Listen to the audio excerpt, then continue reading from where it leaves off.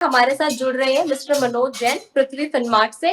उन्हीं से हम जानेंगे कि क्या कुछ प्रोडिक्शन है उनकी सोने और चांदी को लेकर। सर बहुत बहुत स्वागत है आपका हमारे साथ जुड़ने के लिए। थैंक यू फॉर ज्वाइनिंग अस।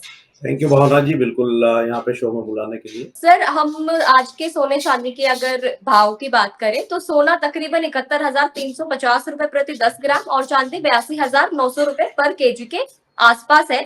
सोने ने अपना ऑल टाइम हाई बनाया था 12 अप्रैल को और उसने तकरीबन 75,000 का लेवल टच कर लिया था। अब इम्पोर्टेंट इवेंट है अक्षय तृतीया, तो आपको क्या लगता है कि सोने चांदी के भाव क्या कुछ रहने वाले हैं उस दिन? बिल्कुल, अक्षय तृतीया के लिए ये माना जाता है कि अक्षय तृतीया पे जो किया हुआ निवेश है वो अक्षय रहता है, मतलब वो कभी कम नहीं होता है। तो राइट। अक्षय तृतीया का एक विशेष महत्व जो है हमारे भारत देश में सदा से ही रहा है।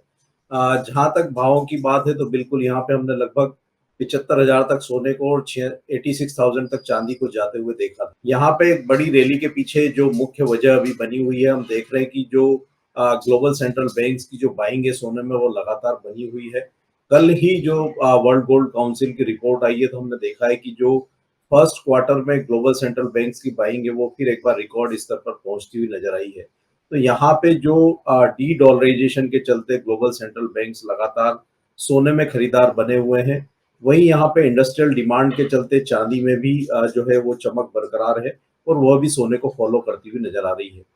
यहाँ पे हमने ऊपरी लेवल से कुछ करेक्शन सोने और चांदी में आते हुए देखे थे। उसके पीछे मुख्य वजह यह थी कि यूएस फेड की जो मॉनेटरी पॉलिसी की मीटिंग अभी हुई, उसमें यूएस फेड ने ब्याज दरों में कोई बदलाव नहीं किया और यहाँ पे जो संभावना है वो भी कमजोर पड़ती हुई नजर आई थी। लेकिन गत सप्ताह यूएस के जो जॉब के डेटा आए हैं वो एक डिसअपॉइंटिंग डेटा थे और उसके बाद से फिर एक बार यह संभावना बनती हुई नजर आई है कि यूएस फेड जो है वो सितंबर मंथ से ब्याज दरों में कटौती की शुरुआत कर सकता है।